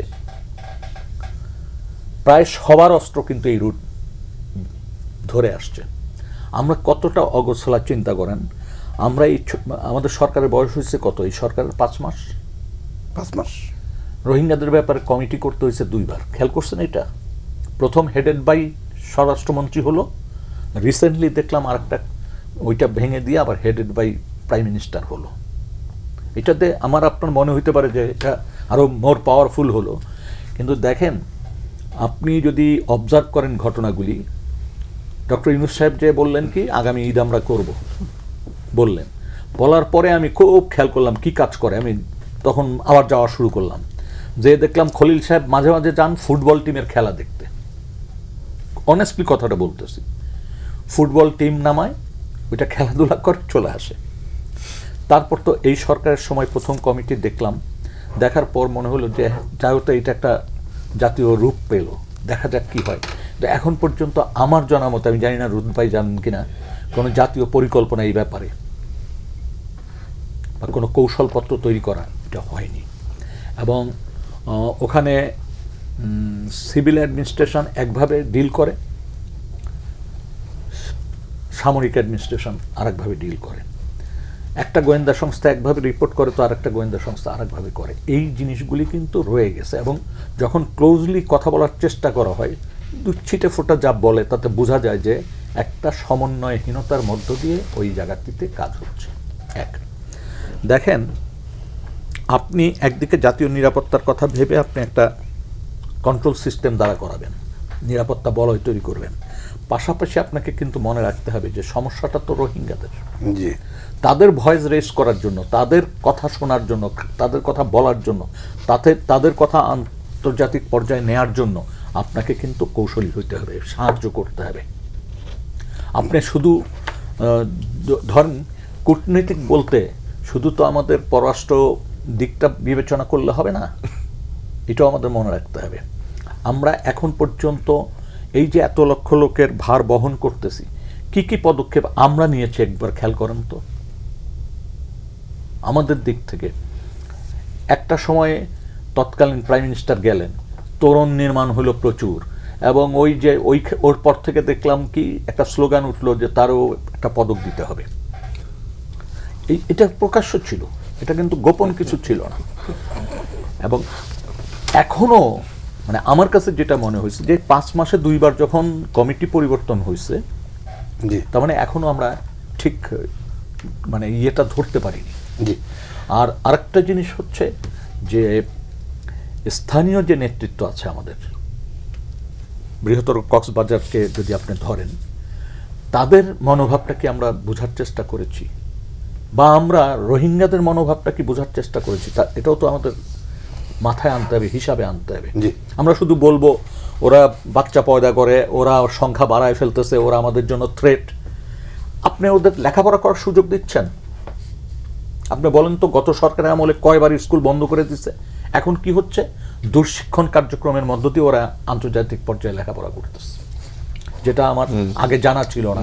এখন দেখলাম ওদের, কারণ বসে থাকবে না তো, লেখা মানে জ্ঞান অর্জন আপনি ঠেকায় রাখতে পারেন, এর কৌটার ভিতর ভরে রাখার কোনো জিনিস না। তো এই জায়গাগুলিও তো আমাদের ভাবতে হবে, কারণ স্বল্পমেয়াদী দীর্ঘমেয়াদী দুইটা পরিকল্পনা দাঁড়া করাইতে হবে। জি আব্দুল মামুন, আপনি কি এই বিষয়ে বলতে চান? আমি একটা ছোট ছোট দুটো জিনিস যোগ করি শুধু, যে নূরবাসীর সাথে আমি একমত যে এটা একটা পরিকল্পনা কখনোই আসলে ছিল না। কমিটি পরিবর্তন হয়েছে, এটা অবশ্যই it's a matter of regret, but এইটার আসলে সমাধান করতে হবে। আমরা যে পয়েন্টটাতে আজকে ছিলাম একটু এদিক ওদিক চলে গেলাম, বাট একটা নতুনত্ব কতটুকু আছে না সেটা ডিবেট হতে পারে, বাট একটা ফোরামের মধ্য দিয়ে গিয়ে এটাকে সমাধান করা এবং একটা গুডউইল দেখতে পাচ্ছি। লাস্ট যে কথাটা বলবো একটু আমি কমেন্ট করি, আমি অতদিন ছিলাম না, বাট আমি একটা প্রজেক্টে ইনভলভ ছিলাম, জেন্ডার রিলেটেড প্রজেক্টে আমার কয়েকবার যাওয়ার সুযোগ হয়েছে। কিন্তু খুব তাদের ওয়েলবিং এর জন্য যেমন কাজ নাই, আবার তাদের মধ্যে একটা জিনিস ইস্যুতে হচ্ছে যে তারা একটা মিনিমাম, এটা বলে শেষ করছি আমি, একটা মিনিমাম একটা মিনিমালিস্ট একটা প্রোস, ওখানে কোনো রকম যারা কেউ না গেলে ওটা বোঝাই যাবে না কি মানবতর জীবনযাপন করছে। কিন্তু ওদের মধ্যে যেটা সোশ্যাল অ্যাওয়ারনেস ক্রিয়েট করা যায়, বাবা এখানে তুমি এসছো, বাট তুমি রিস্ক কিছু আছে, বাট তোমরা আমাদের সঙ্গে যোগ দাও, তোমরাও তোমাদের জায়গায় ফেরো, এটা কোনো লাইফ না। যেটা উনি বলেন যে এডুকেশন বন্ধ করে দিয়ে, ফ্যাসিলিটিস কমিয়ে দিয়ে, বাইরে যেতে না দিয়ে, ওখানে কিছু ছোট ছোট ওই হ্যান্ডিক্রাফটস তৈরি হচ্ছিল, সেগুলোকে বাইরে আনে বিক্রি করা যায় কিনা ওদের অ্যাবসেন্সে, এটা নিয়ে একটা সংস্থা কাজ করছিল, সেটাতে আমি যুক্ত ছিলাম। ওইখানেও একটা অ্যাওয়ারনেস ক্রিয়েট করা দরকার যে এই এনভায়রনমেন্ট এটা হ্যাবক, এই এনভায়রনমেন্টে না থেকে তোমরা তোমাদের দেশে ফিরে যাও, সেখানে সিকিউরিটি নিয়ে তোমাদের যতটুকু সামর্থ্য, তোমাদের যারা ওখানে আছেন তাদের যে কোনো মূল্যে দেশে ফেরো। এই অ্যাওয়ারনেসটা কিন্তু রোহিঙ্গা ক্যাম্পে, আমি জানি না ওনারা বললেন দীর্ঘদিন গেছেন, কিন্তু আমি যে কয়েকবার গেছি যখন কথা বলেছি তাদের মধ্যে এটা নাই। এটা একেবারেই খুব মানবতর জীবনযাপন, এটাকে মেনে নিয়ে জেনারেশন টু জেনারেশন কিন্তু সেকেন্ড থার্ড জেনারেশন এখানে আছে, ওই কাজটাও কিন্তু করা জরুরি। এবং ওদের সমস্যাটা সমাধানে ওদেরকে যুক্ত করেই আমি মনে করি বাংলাদেশ সরকারকে এগোতে হবে। সেটা আমরা ইন্টারন্যাশনাল প্লেয়ারদের কথা বলছি, অন্যান্য সহযোগিতার কথা বলছি, জাতিসংঘের কথা বলছি, কিন্তু if until unless we make them the main stakeholders এবং মোটিভেশনটা না দিই, আমার মনে হয় না এই যে হিউম্যান বমটা এখানে তৈরি হচ্ছে, সিকিউরিটি ক্রাইসিস বলেন, ড্রাগ ক্রাইসিস বলেন, এনভায়রনমেন্টাল ক্রাইসিস বলেন, এটার থেকে আমরা আসলে মুক্তি পাবো না। জি, আমরা ব্রিক্স সম্মেলন নিয়ে আপনার কাছে একটু জানতে চাইব। ভারত দাওয়াত দিয়েছে আমাদেরকে, প্রধানমন্ত্রীকে দাওয়াত দিয়েছে 12-13 সেপ্টেম্বর নয়াদিল্লি। যদিও সরকারের পক্ষ থেকে এখন পর্যন্ত যাবে কি যাবে না বা কি হবে না হবে সে বিষয়ে একেবারেই স্পেসিফিক কিছু বলা হয়নি। তবে এই যে দাওয়াত দেওয়া এবং ভারতের সঙ্গে বাংলাদেশ সরকারের বর্তমান নির্বাচিত সরকারের সম্পর্ক, এই বিষয়ে একটু জানতে চাই। মানুষের আগ্রহ আছে এই বিষয়টা নিয়ে যে সরকার যাবে, চিন্তা সফর করে এসেছে, ভারত থেকে এখন যাবে কিনা বা গেলে কি হবে, কি বিষয়ে আলোচনা হবে, এবং ওই মাসেই কিন্তু আবার জাতিসংঘের প্রোগ্রাম রয়েছে প্রধানমন্ত্রী। আমরা তো ব্রিক্সের রিকগনিশন পেতে চাই এবং এটা কয়েকবার সম্ভাবনা তৈরি হয়েছিল, লাস্ট টাইমে সেটা হলো না। আর এটা চীন এবং রাশিয়ার সমর্থন এখন আছে, সো এই সম্ভাবনাটা যাচ্ছে। আমি এই আমন্ত্রণটাকে পজিটিভলি দেখি, পার্টিকুলারলি এমন একটা ফোরামে ইনভাইটেশনটা আসছে দ্বিপাক্ষিক না হয়ে একটু আপাতত আরো বহুপাক্ষিক একটা ফোরামে যাচ্ছে। সাইড ইভেন্ট তখন নিশ্চয়ই থাকবে বলে আমি আশা করি। লাস্ট বিমস্টেকে আমরা যেটা দেখেছি সেরকম একটা হবে, নেক্সট বিমস্টেক আমরা হোস্ট করব। সবকিছু মিলে এটা একটা, আমি মনে করি যে দুই দেশের সম্পর্ক উন্নয়নে একটা সুযোগ। আমরা একটু আগে উনি ডিটেলস বলেছেন, আমি আলোচনা যাব না, বাট এই পুনঃসংযোগ স্থাপনটা নানা কারণে জরুরি, শুধুমাত্র ভারতের স্বার্থের জন্য না, আমার স্বার্থের জন্য জরুরি। এবং নতুন করে সম্পর্কের শুরুটা দরকার, অবশ্যই সেই সম্পর্ক সমতা, ন্যায্যতা, এবং সেই সম্পর্কে গণতন্ত্র হরণ হবে না, সেই সম্পর্কে রাতের নির্বাচন, আমিডিয়ামি নির্বাচনকে রেকগনিশন দেবে না, সেই এলিমেন্টগুলো যেমন দরকার, কিন্তু এই সম্পর্কের পুনঃস্থাপন প্রয়োজন। এবারে যখন প্রধানমন্ত্রীর প্রথম সফরটা ডিজাইন করা হলো, যদি মালয়েশিয়াতে ঘুরে চীনে গেল, বাট একটা এক্সপেকটেশন আমরা জানি যে ভারত বারবারই বলে আসছে তারা নির্বাচিত সরকারের সাথে পুনরায় কাজ করতে চায়, এবং এই ধরনের ফোরামে এই সুযোগটা যখন আসছে, আমি ব্যক্তিগতভাবে এটাকে পজিটিভলি দেখতে চাই। এই টেনশনটা কমানোর দরকার। নানান রকম সংযুক্ত আছে, সেটা সামাজিক, সেটা অর্থনৈতিক, সেটা মেডিকেল, ট্যুরিজম, রিলেটিভ, যেভাবেই বলি, এটা ইনসেপারেবল রিলেশনশিপ। যদি ক্ষত তৈরি হয় সেটাকে আবার পুনঃ মেরামত করতে হবে। এবং এখন যেটা বলতেছি যে বিএনপি যে বাংলাদেশ ফার্স্ট বা সবার আগে বাংলাদেশ, সেটাকে কিভাবে সামনে এগিয়ে নিয়ে যায়, যদি এই মিটিংয়ে যায় বা এই বৈঠক হয়, সেটাকে কীভাবে ভয়েসটা তৈরি হয়, কীভাবে সামনে আগে ইম্পর্টেন্ট। একটা জিনিস বলতে একটু আলোচনা আনা দরকার, যে এর আগেও আমাদের পররাষ্ট্রমন্ত্রী ভারত সফর করেছেন এবং সেটা একটা ড্রেস রিহার্সেল হয়ে থাকে, এটা একটা অপরচুনিটি। আমি মনে করি যে আমার ধারণা প্রাইম মিনিস্টার হয়তো বা এই সফরে যোগ দেবেন। জি, আমরা নাসিম ফেরদৌসের কাছ থেকে এ বিষয়ে বিস্তারিত জানতে চাই। আপনার অভিজ্ঞতা আসলে মানে কি বলে যে এই যে ভারতের সঙ্গে বর্তমানে যে আমাদের সম্পর্কটা, বিশেষ করে বাংলাদেশের, যেটি আমাদের অধ্যাপক আব্দুল আল মামুন বলছিলেন যে বাংলাদেশের স্বার্থের বিষয়টি সবার আগে নিশ্চয়ই বর্তমান সরকার প্রাধান্য দেবে, কিন্তু বিষয়টা রয়ে গেছে অভিন্ন নদীর পানির হিস্যা, সীমান্ত হত্যা, কাঁটাতারের বেড়া, এবং এবছর ডিসেম্বরেই তো গঙ্গার চুক্তির মেয়াদ শেষ হচ্ছে, সেই চুক্তি নবায়ন হবে কিনা। তো এই যে যাবতীয় বিষয়গুলো, আমাদের স্বার্থের যে বিষয়গুলো, এইগুলো নিয়ে কথা বলার জন্য এটাকে একটা উপযুক্ত ফোরাম মনে করেন কিনা? দেখুন, ব্রিক্স তো এই ফোরাম না যে দ্বিপাক্ষিক আলোচনার জন্য, কিন্তু আমি ওনার সাথে একমত যে ব্রিক্স একটা অপরচুনিটি, একটা দরজা খুলে দিচ্ছে, এবং সেই দরজাটা দিয়ে আমাদের ঢুকতে হবে। ব্রিক্স শুধু ভারতের তো না, ব্রিক্স তো আরও কয়েকটা দেশ মিলে সংগঠনটা আছে। সুতরাং আমাদের বন্ধুত্ব বৃদ্ধি করতে হবে, বাংলাদেশকে নিজের সক্ষমতা বাড়াতে হবে। সেটা করতে হলে আমরা তো ভারতকে ছেড়ে করতে পারবো না। ঠিকই বলেছেন যে ভারত আমাদের একমাত্র প্রতিবেশী, বলতে গেলে একমাত্র প্রতিবেশী, এবং ভারতকে চিন্তা না করে, ভারতের সাথে সম্পর্ক ভালো না করে আমরা আসলে কোনো দিকে উন্নতি করতে পারবো না। চীনের সাথে যে সম্পর্ক আছে সেখানে তো একটা ডিস্টেন্স আছে, এবং চীন আমাদেরকে কিছু কিছু জিনিসে সাহায্য করবে, কিন্তু যখন তার নিজের স্বার্থে বা যখন মনে করবে যে তার স্বার্থে গিয়ে কাজে আসছে না, তখন আমাদের সাথে সেই সম্পর্কটা হয়তো সমৃদ্ধ করবে না। সুতরাং আমি মনে করি প্রধানমন্ত্রীর যাওয়া উচিত এইটাতে গিয়ে, এবং একটা ফিল করা যে এই ভারত বাংলাদেশ ভারতের সম্পর্কটা কত দূর উনি এগিয়ে নিয়ে যেতে ইচ্ছুক, পারবেন, এবং ওই পার থেকে কী ধরনের আসবে, ইনসেন্টিভ আসবে, এবং ওই পার থেকে কতটা ইন্টারেস্ট থাকবে। এখন তো মনে হচ্ছে যে ভারতে কিছু, আমার কাছে মনে হয় যে ভারতের অভ্যন্তরীণ যেসব ঘটনা ঘটে গেছে, এরপরে ভারত একটু সচেতন হবে যে বাংলাদেশের সাথে সম্পর্ক সমৃদ্ধি করার জন্য। এবং পানি চুক্তি কিন্তু আলাদা, পানি চুক্তি আলাদা এই জন্য যে পানি চুক্তির একদম শেষ সময় কিন্তু এখন, এই সময়ে আলোচনা করে পানি চুক্তি যদি পেতে হয় তাহলে আর মানে যেতেই হবে, আলোচনা করতেই হবে, এছাড়া কিন্তু পানি চুক্তি হবে না। জি, আবুল, এ বিষয়ে আপনি কিছু বলতে চান? ব্রিক্সের ইয়েতে যাওয়ার কথা, তো ব্রিক্সে তো আসলে মূল সদস্য আছে কজন? 11 জন আর কি।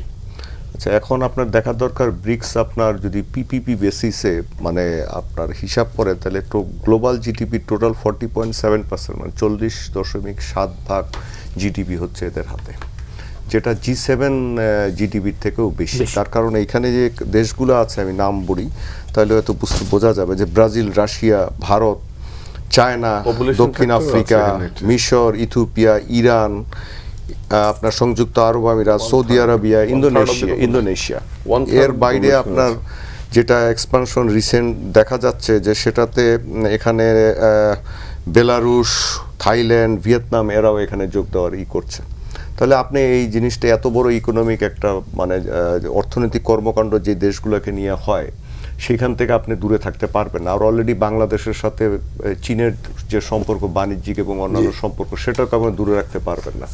ভারতের সাথেও যদি আমাদের আপনার এই যে বাণিজ্য যে ঘাটতি, যদিও $8 বিলিয়ন ডলারের মতো, কিন্তু তারা এই যে যেটা বললেন 4069 কিলোমিটার বর্ডার ভারতের সাথে। হ্যাঁ, এখন ওদের সাথে সমস্যা আমাদের কি থাকবে না থাকবে সেটা তো দ্বিপাক্ষিক ব্যাপার। এখন ব্রিক্সের ব্যাপারটা হচ্ছে যে এখানে বাংলাদেশ পার্টিসিপেট করলে এরিয়া খোলার আপনার চেষ্টা করতে পারে, যেটা আমরা অনেক দিন থেকে হয়তো করছি, এবং এটা যদি সদস্যপদ পাওয়া যায় বা অন্য কিছুভাবে এটার সাথে থাকা যায়, সেটা বাংলাদেশের অর্থনীতির জন্য ভালো।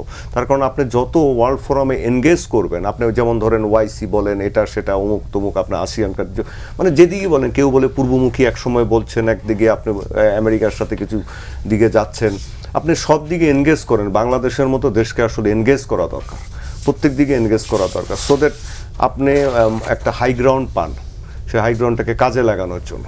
এখন এখানে গিয়ে আসলে ওখানে সাইড লাইনে কী আলোচনা হবে সেটা তো আপনার দ্বিপাক্ষিক বিষয়, সেটা অন্য বিষয়, কূটনৈতিক বিষয়। তাই মনে করি যে এটা একটা মানে যদি যান উনি, আমাদের এটা ঠিক হয়, আমাদের দেশের জন্য ভালো, আমাদের অর্থনীতির জন্য ভালো, বা ভবিষ্যতের জন্য ভালো। না, এই যে চীন বাংলাদেশ সম্পর্কের বিষয়ে আপনি যেটা বলছিলেন, যে এটা আসলে মার্কিন যুক্তরাষ্ট্র উদ্বিগ্ন নয়, এবং এটা সার্জিও গোরের সঙ্গে বৈঠকের পর আমাদের পররাষ্ট্রমন্ত্রী ডক্টর খলিলুর রহমান জানিয়েছেন, তিনি আরও বেশ কিছু কথা বলেছেন, রোহিঙ্গা ইস্যুতে বলেছেন। কিন্তু এখন এই মুহূর্তে সার্জিও গোরের এই সফর এবং চীন ইস্যুতে কথা বলা, এটা কি স্পেসিফিক কোনো কিছু নির্দেশ করে কিনা? আচ্ছা, বাংলাদেশে বা মানে একটা ধারণা তো সবসময় থাকে যে মার্কিন যুক্তরাষ্ট্র মনে হয় চীনকে এখানে ঠেকাতে চায়, বা চীন মার্কিন যুক্তরাষ্ট্রকে আপনার ঠেকাতে চায়। আচ্ছা, পাকিস্তানের দিকে দেখেন, সেখানে কি চীন মার্কিন যুক্তরাষ্ট্রের জঙ্গি বিমান বিক্রি মানা করে পাকিস্তানকে?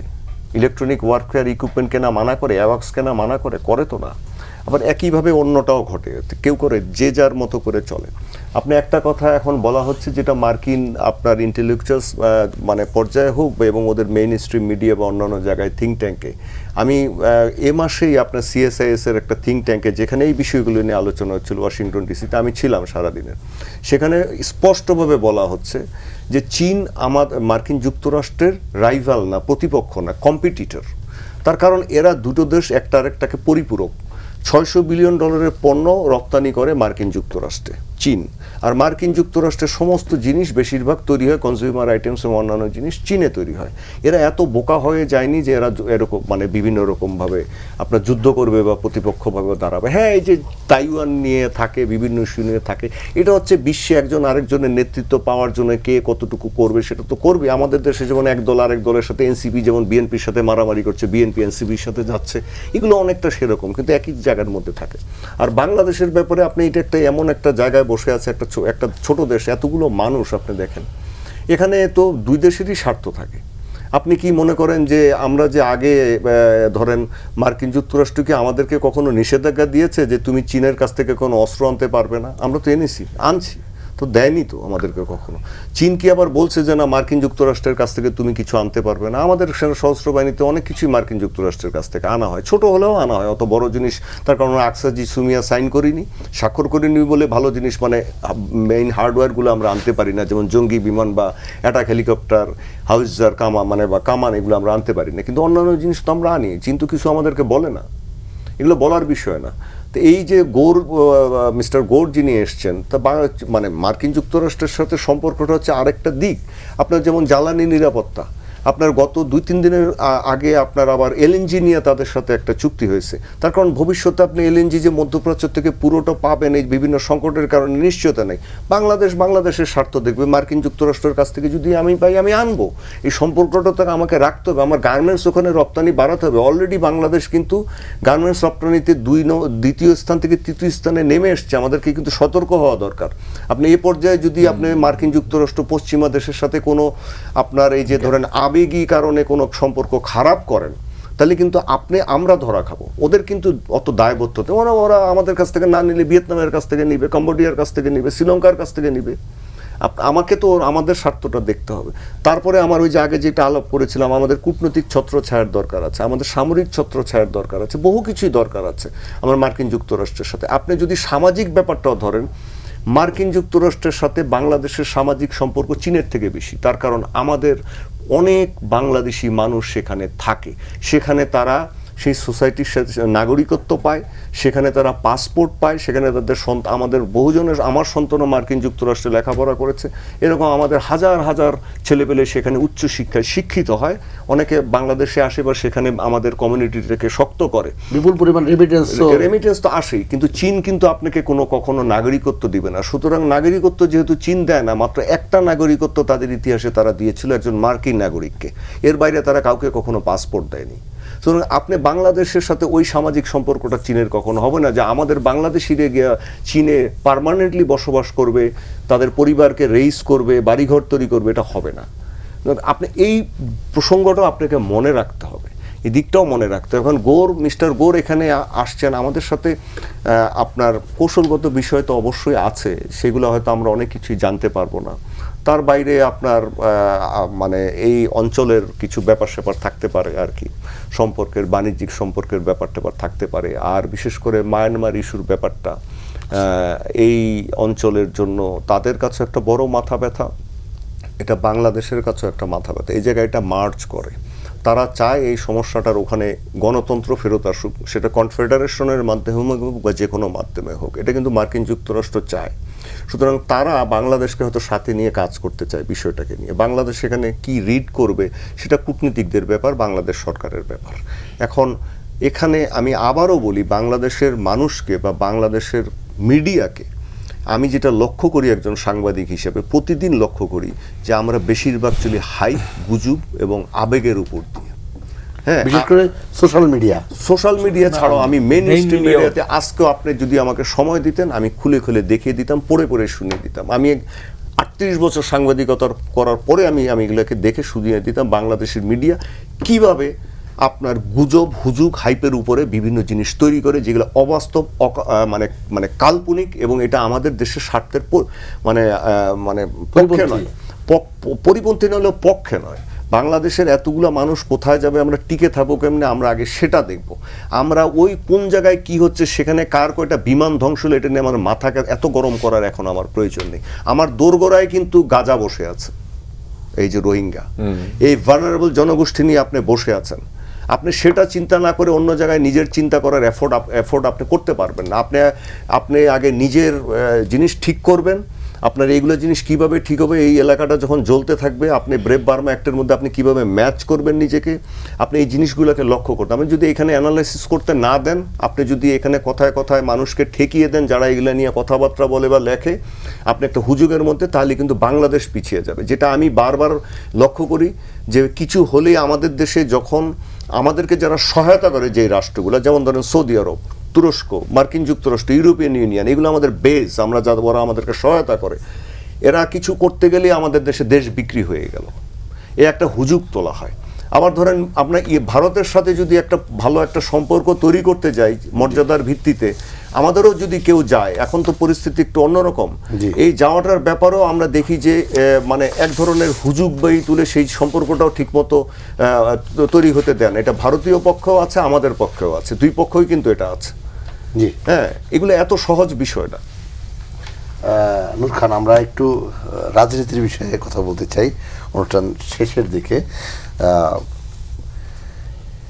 এই তো যখন সীমান্ত নিয়ে আলোচনা হচ্ছে, পার্শ্ববর্তী দেশের সঙ্গে সম্পর্ক নিয়ে কথা হচ্ছে, নিজেদের ঐক্যতাটা জরুরি। বিশেষ করে 5 আগস্ট পরবর্তী সময়ে আপনারাই টকশোতে বলেছিলেন যে রাজনৈতিক দল যারা এখন বাংলাদেশপন্থী রাজনীতি করতে চায় তাদের মধ্যে ঐক্যটা দরকার। তা আমরা কি দেখছি গত 3 থেকে 4 দিন ধরে, এই যে হবিগঞ্জ সহ সিলেটের বিভিন্ন এলাকায় এনসিপির সঙ্গে যে ঘটনাগুলো ঘটছে, এনসিপি যেই বাড়াবাড়িগুলো করছে সরকারের পক্ষ থেকে বা আইন শৃঙ্খলা বাহিনীর পক্ষ থেকে বলা হচ্ছে, টোটালি বিষয়টা কি ঘোলাটে মনে হয় কিনা? দেখেন, এটা কিন্তু এক পক্ষের কোনো বিষয় না। এই টকশোতে আসার আগে আমি আর আপা এই বিষয়গুলি নিয়ে কথা বলছিলাম নিজেদের মধ্যে। তার মানে হচ্ছে মানুষের ভিতরে এই কথাগুলি চলছে যে এই যে অনৈক্য বা এই যে রেষারেষি, এই জায়গাটা আমাদের সবাইকে ভীত করে ফেলতেছে। আমরা একটা ভয়ার্থ পরিবেশের মধ্যে পড়ে যাচ্ছি, আস্থার সংকট তৈরি করে ফেলছে। এটার একটা বড় কারণ আমার কাছে যেটা মনে হয়, এটা আমি ভুল হতে পারে আমার, সেটা হচ্ছে এইবারের আন্দোলনটাকে যদি আপনি জুলাই আগস্টের ভিতরে নিয়ে আসেন তাহলে মহা ভুল করে ফেলবেন। আপনাকে দেখতে হবে সেই 15.5 বছর ধাপে ধাপে কিভাবে আন্দোলন হয়েছে। শেষের মানে এই 1 মাসের যে বিষয়টা, চূড়ান্ত আন্দোলন। হ্যাঁ, এইখানেও আপনি দেখেন আমাদের দেশে যতবার গণ অভ্যুত্থান হয়েছে, পলিটিক্যাল পার্টির প্ল্যাটফর্ম ছিল, ডিমান্ড ছিল, যে এই দফাগুলি ছিল, এবং সেইখানে প্রকাশ্যে জনগণের সাথে এটা বারবার কথাবার্তার ভিত্তিতে ধাপে ধাপে জনগণ যুক্ত হয়েছে। কিন্তু এইবারের বিষয়টা হচ্ছে শেখ হাসিনার এত বর্বরতা ছিল যে মানুষকে সংগঠিত হতে দেয়নি। অর্থাৎ গণতান্ত্রিক শক্তি যারা পলিটিক্স করার চেষ্টা করেছিলেন একটা সুষ্ঠু নির্বাচনের জন্য, গণতন্ত্রকে স্থায়ী রূপ দেওয়ার জন্য, এই তো বিষয় ছিল, লুটেরাদের বিরুদ্ধে একটা অবস্থান নেওয়া, এই জায়গাটা না করতে দিয়ে তিনি তার ক্ষমতা টিকিয়ে রাখার জন্য যেই সমস্ত অন্যায়, অবিচার, দুর্নীতি করলেন। এবং দেখেন, আমাদের পার্শ্ববর্তী যে দেশ ভারত, যার সাথে আমাদের বন্ধুপ্রতিম সম্পর্কটা থাকা উচিত, কারণ সব মানে আপনি সব পাল্টাইতে পারবেন কিন্তু প্রতিবেশী তো পাল্টাতে পারবেন না, মর্যাদার ভিত্তিতে হওয়া দরকার ছিল, সেইটাও আপনি করেননি। আপনি দেখেন, আপনার ক্ষমতাকে নিরাপদ রাখার জন্য আপনি নিজেই বলতেছেন যে আমি যা দেওয়ার দিয়েছি এত বেশি কেউ দিবে না, মানে কত সম্পর্কটাকে আমাদের দিক থেকে আমরা নষ্ট কিভাবে করেছি সেটাও আমাদের আগে নিজেদের মূল্যায়ন করা উচিত। আমরা বলেছি স্বামী স্ত্রীর সম্পর্ক, আমরা বলেছি যা চাই মানে তাদের যা চাওয়া মানে যা চেয়েছে তার চেয়ে বেশি দিয়েছি, অর্থাৎ নিজেদের মর্যাদা আমরা নিজেরা ধরে রাখতে পারিনি। কেন পারিনি সেটা তো বোঝা যাচ্ছে যে এখন যে সব আশ্রয় নিয়ে বসে আছে, মানে আগেই রাস্তা তৈরি করে রাখছে। তো এই জিনিসগুলি এবং আমাদের ব্যবসা বাণিজ্য আপনি দেখেন, একটা নির্বাচন কন্ট্রোল করলো একজন সচিব বাংলাদেশে এসে, ভারতের সচিব ভদ্রমহিলার নাম সুজাতা সিং। আমাদের যেখানে একটা মুভমেন্টের মধ্য দিয়ে স্ট্যাগনেন্ট অবস্থায় চলে আসছিল, সেইটা কিভাবে ম্যানেজ করলো এটা তো আমরা দেখেছি। তার মানে আমরা নিজেদের লাটাই তাদের হাতে তুলে দিয়েছি। আমি আবারও বলতেছি যে আমরা ভারতের প্রতি এত ভীত কেন? ভীত হচ্ছে আমাদের নিজেদের কারণে এবং ভারতের বড় ভাই সুলভ দাদা সুলভ আচরণের কারণে। মর্যাদার উপর দাঁড়িয়ে আমরা কখনোই মানে উভয় দেশই চিন্তা করি নাই। আর এখন একটা সুযোগ এসছে আমাদের, সেই সুযোগটা আমাদের মানে কাজে লাগানো দরকার। একদিকে হচ্ছে আপনি প্রতিবেশী পাল্টাতে পারবেন না, দ্বিতীয় যে বিষয়টা হচ্ছে সবচেয়ে ক্রাইসিসের সময় যদি ভারত আপনার পাশে দাঁড়ায় তাহলে সবচেয়ে বেশি সহযোগিতা পেতে পারেন। যদি বলি আপনার বন্যা দুর্ভিক্ষ যেভাবে আপনি চিন্তা করেন, তখন সবচেয়ে কাছে কি ভারত। এই যে এইবার টোকেন ডিজেল আসলেও তো এসছে, এবং এখন যেহেতু একটা পরিবেশ এসছে যে দুই দেশের ভিতর সম্পর্কটাকে ঝালাই করা, মর্যাদার দিকে ফিরিয়ে যাওয়া, এবং এইটা যদি ওই যে ব্রিক্সের যে কনফারেন্সটা হচ্ছে সেখানে যদি আমাদের প্রধানমন্ত্রী যান, সম্পর্কের দুয়ারটা আবার হয়তো একটু ভালো হবে। এইটা যদি আমরা না যাই তাহলে তো ওই জায়গাটা আমরা বন্ধ করে ফেলতেছি। আর আমাদের দেশের রাজনীতির যে জায়গাটা তো এখন পর্যন্ত এখন যেটা দেখা যাচ্ছে, দেখেন এইখানে এনসিপি একটা সংগঠন যেটা কিনা মুভমেন্টের মধ্য দিয়ে ছাত্রদের চলে আসছে, বিএনপি দীর্ঘদিনের রাজনীতি করতেছে, জামাত করছে, এবং এইখানে দেখেন যখন ইলেকশনের যে মানে ঐক্যটা হলো, হঠাৎ করে আমরা যেটা দেখলাম যে এনসিপি এবং জামাত এক জায়গায় চলে আসলো। এখানে জামাতের ব্যাপারে তো কিছু কথাবার্তা আছে, এখন পর্যন্ত সেটেল হয়েছে এটা বলা কিছু কথাবার্তা মানে মৌলিক কথাবার্তা রয়ে গেছে যেগুলি সেটেল হয়নি। এরকম একটা সময় যখন আন্দোলনের একটা ইয়োধদের যে সংগঠন তারা যখন ওইখানে যুক্ত হয়ে যায়, তখন তারা কৌশলগত কিন্তু একটা ভুল করে ফেলছে আমার কাছে যেটা মনে হচ্ছে, যার জন্য দেখেন এই সংঘাতটা ঢাল হিসাবে কিন্তু ওরা ব্যবহৃত হচ্ছে। অধ্যাপক আব্দুল আল মামুন, একই বিষয়ে প্রশ্ন, ঢালের বিষয়ে প্রশ্ন না, প্রশ্নটা হচ্ছে এখন সরকারের বয়স 5 মাস, এখনই যে রাজনৈতিক কি বলবো কর্মসূচি কেন্দ্রিক যে সমস্ত ঘটনা ঘটছে, এটা কি আসলে প্রত্যাশিত কিনা? আমি ওই নূর ভাইয়ের যে জায়গাটা গেলাম ওখান থেকে একটু আসতে চাই যে হার্ডলি বলতাম, বাট নূর ভাইয়ের প্রতি সম্মান রেখে বলছি যে জামাত বিষয়ে এটা মুক্তিযুদ্ধের ভূমিকা, পরবর্তী ভূমিকা, এবারের ভূমিকা, এটা নিয়ে আসলে ডিসকাশনের কিছু নেই, এটা প্রমাণিত সত্য। এবং সে জায়গা থেকে যেন শুরু করতে চাইলাম, এরকম একটি দলের সাথে যখন আমাদের এক ধরনের যাদেরকে নিয়ে নতুন স্বপ্ন দেখা শুরু করেছিল আমরা, বা নতুন বাংলাদেশ গড়ব এরকম একটা চিন্তা করছিলাম, এবং সেই চিন্তার মধ্যে অবশ্যই রাজনৈতিক সংস্কৃতির পরিবর্তনটাও ছিল। আমি অবশ্যই কোনো গাড়িতে হামলা, কোনো রাজনৈতিক নেতার, কোনো দলের কর্মীর উপর আক্রমণ কোনোভাবেই গ্রহণযোগ্য না, এটাকে আমি বলিনি। কিন্তু তার পরবর্তীতে ভাষার যে ব্যবহার আমরা শিখেছি সেটা আবার বাংলাদেশের রাজনৈতিক সংস্কৃতির যে ডিকশনারি বা বক্তব্যের যে পরিভাষা বা ভাষা যেটাকে বলে অনেক নতুন নতুন শব্দ যুক্ত হয়েছে। এবং মানে একসময় যখন মনে হতো যে এদের সাথে এরা একই সাথে আন্দোলন করেছি দীর্ঘদিন একসাথে, এরা আমারই শিক্ষার্থী, মানে কল্পনাতীত, এবং আমাদের মানে ভাষার জগতে এইগুলোর কোনো স্থান ছিল না আর কি। এবং একইভাবে শুধু ভাষা না, ভাষার প্রকাশেরও একটা ভঙ্গি থাকে, সেটাও একটা ইম্পর্টেন্ট। এবং আমি আগেও টকশোতে বলেছি, এখনও বলছি, ব্যক্তিগত পর্যায়ে এদেরকে বলি যে আনটিল আনলেস ওই জায়গাটাতে এনসিপি কাজ না করে বা আমার এই ছাত্রছাত্রী কাজ না করে, তাদের বিকাশের ক্ষেত্রে বা গ্রোথ যেটা বলছি আমরা, সেটা কিন্তু সম্ভব হবে না। আর আরেকটা হচ্ছে যে একটা রাজনৈতিক দলের আইডিওলজির জায়গাটা একটা তৈরি করতে হয়, কোন পন্থা, সেটার বাইরে গিয়ে একটা কর্মসূচি থাকতে হয়। সেই কর্মসূচি মানুষের সামনে তুলে ধরার আগেই এনসিপি জামাতের মতো একটা দলের সাথে যোগ দেওয়াতে অটোমেটিক্যালি একটা পার্টিতে রূপান্তরিত হয়েছে এবং যে তকমাটা জামাত নিয়ে ঘুরছে তার ভাগিদারও বটে। এবং এখন যে ঘটনাগুলো ঘটছে, ওই তৃতীয় শক্তি যে জামাতের সবসময় ভূমিকা ছিল পেছন থেকে, সেটারও একটা আপনি দেখবেন যে অবশ্যই আমি তো প্রথমে বলে নিয়েছি যে কোনো গাড়িতে হামলা, কোনো কর্মীর উপর আক্রমণ কোনোভাবেই গ্রহণযোগ্য নয়। কিন্তু যখনই একটা ঘটনা ঘটছে, ওই যে তৃতীয় জামাতের যে তৃতীয় পক্ষ হিসেবে খেলার যে অভ্যাস, তৃতীয় পক্ষ হিসেবে ভূমিকা রাখার যে অভ্যাস, সেটা কিন্তু দ্বিতীয় পক্ষ হয়েও থেকে গেছে। দ্বিতীয় পক্ষ বলছি যে আমি দুটো তিনটা রাজনৈতিক দল যেহেতু এখন নির্বাচন করেছে তারা বিরোধী দলে, এবং স্টেটমেন্টগুলো যেভাবে দিচ্ছে, ওই যে ঘি ঢালার যে অভ্যাস একেবারেই জন্মলগ্ন থেকে ভারত থেকে পাকিস্তান থেকে বাংলাদেশ মুক্তিযুদ্ধ, সেটা কিন্তু রয়ে গেছে। আর একটা জিনিস দেখেন যে দায়িত্বশীলতার পরিচয় আমরা কথা বলছি বা ভাষার কথা বলছি, কিন্তু রাজনৈতিক সংস্কৃতির বিনির্মাণটা একটা সময় নিয়ে হয়। ঠিক আছে, একটা আমি একদম আশার অপমৃত্যু হয়েছে এনসিপি যখন জামাতের সাথে গেছে, এটা আমার বলতে কোনো দ্বিধা নেই। এটার কারণে এটা বলছি না জামাত খারাপ না ভালো, কিন্তু এনসিপি স্বতন্ত্র একটা দল হিসেবে যে তৈরি হওয়া, সেটা না গিয়ে ক্ষমতার রাজনীতিতে কিন্তু চলে গেছে, সিট ভাগাভাগি। এখন যে ভয়টা কথা তখন ইলেকশনের সময় বলতো যে আমরা প্রচারণা চালাতে পারবো না, আমাদেরকে বিভিন্ন জায়গায় প্রতিবন্ধকতার শিকার, সেটা তো এখনো হচ্ছে। এবং সেই জায়গাটা আরো তৈরি করে দিয়েছে এনসিপির এই সিদ্ধান্তটি যখন জামাতের সামনে গেছে। আরেকটা বিষয় হচ্ছে যে আমরা কিছু কিছু পরিবর্তন না, ভালো ধরনের রাজনৈতিক সংস্কৃতি পুনর্নির্মাণের একটা উদ্যোগ আমাকে বলতেই হবে যে সেটা প্রধানমন্ত্রীর মাধ্যমে দেখতে পাচ্ছি, যেগুলো আমরা দেখিনি। কিন্তু নিচের দিকে অর্থাৎ মাঠ পর্যায়ে বা থানা, উপজেলা, জেলা লেভেলে আমরা তো পানিও চুয়ে চুয়ে পড়তে এটা সময় লাগে, আর কালচার আরো বেশি সময় নেয়। আমার মনে হয় যে সেটা শুরু হয়েছে, উনি করে দেখাচ্ছেন, এবং আমি আশা করি সেটা নিচের দিকে যাবে এবং তখন এই ধরনের এই সহিংসতা আমি মনে করি যে বন্ধ হবে। যেটা বলছিলেন আরেকটা এলিমেন্টকে একেবারে এক্সক্লুড করা যাবে না, সেটা হচ্ছে যে গুপ্ত আগে তো জামাত ছিল, এখন তো আওয়ামী লীগও গুপ্ত।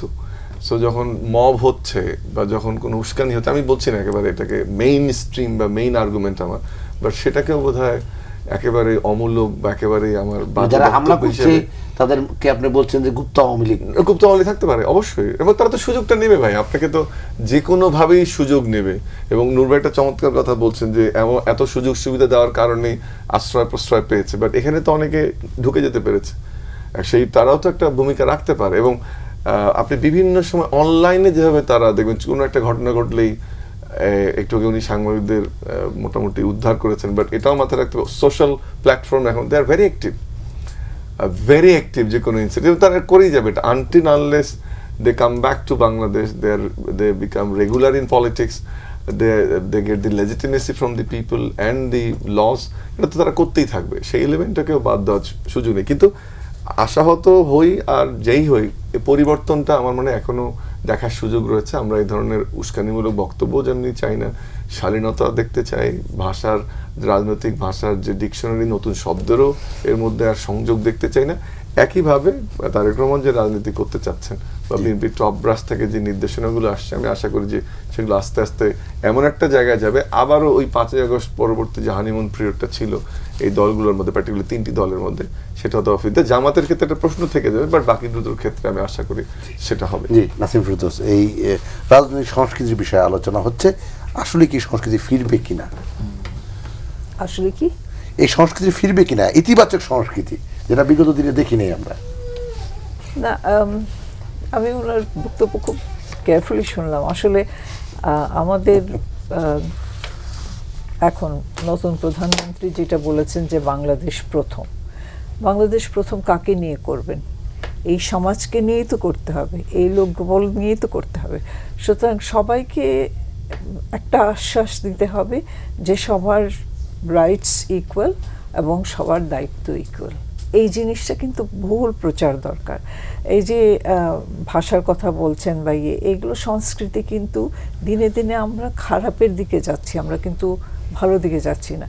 কারণ হলো মূল গোড়া যেখানে, সেখানে হলো শিক্ষার অভাব। আমরা আমাদের শিক্ষা ব্যবস্থার যে পরিণতি হয়েছে এখন, সেখানে আপনি দেখেন এই শিক্ষককে ছাত্ররা মারছে, ছাত্রকে শিক্ষকরা মারছে, এরকম যখন পরিস্থিতি, তখন ভাষা তো কিছুই না। যেরকম গালিগালাজ করতে পারে বা যেখানে মেরে ফেলতে পারে, প্রাণী শেষ করে ফেলতে পারে, সেখানে ভাষা কিছুই না।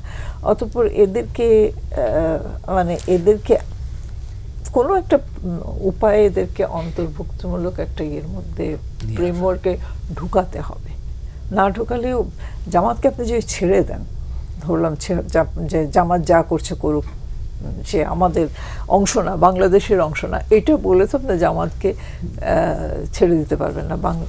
জামাতকে নিয়ে আমাদের থাকতে হবে। এত ব্যান্ড ছিল যখন, সেটা অন্য কথা ছিল। এখন তো তারা সক্রিয় রাজনীতিতে আছে, তারা ইলেকশনে ভোটে জিতে এসেছে, সুতরাং তাদের স্পেসে কিন্তু তারা নিয়েছে।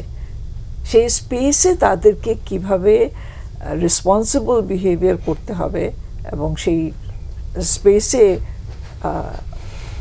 আপনার পার্লামেন্টেই বলেন বা বলেন, সেই সব জায়গায় তাদেরকে জায়গা দিতে হবে এবং তাদেরকে ওইটাও বলতে হবে যে তাদের ভাষা সংযমী হতে হবে। সবার সাথে মিলে বাংলাদেশ প্রথম হবে। একা কোনো একটা সরকার কিন্তু বাংলাদেশকে প্রথম করে নিয়ে যেতে পারবে না। এখানে এনসিপি তো একেবারে কোনো প্রিপারেশন ছাড়া সরকার এসছে। কোনো রাস্তায় তো আমরাও 70-71 ছিলাম, তাই বলে আমরা কি সরকারে গেছি? ওইভাবে তো আর ছাত্ররা আমরা কেউ তো ঢুকিনি সরকারে। ওইখানেই ডিসাসিপেট করে গেছে সরকার। যেভাবে চলার সরকার ওইভাবেই গঠিত হয়েছে। এখনও এই সরকারকে নিজেকে শক্তিশালী করতে হবে, সরকারকে নিজেকে শক্তিশালী করতে হবে এবং খুব ভালো করে বুঝে আচরণ করতে হবে অপোজিশনের সাথে। জামাতকে আমরা অনেক বেশি, আমি বললে আবার খারাপ শোনাবে, কিন্তু আমার মনে হয় অনেক বেশি স্পেস আমরা দিয়ে দিয়েছি জামাতকে। সেটা তো অন্তর্বর্তীকালীন সরকার দিয়েছে। অন্তর্বর্তীকালীন সরকারের কথা বাংলাদেশ আমরা কি প্রতিবাদ করেছি তখন? আমরা প্রতিবাদ করেছি। প্রতিবাদ করেছি কিভাবে?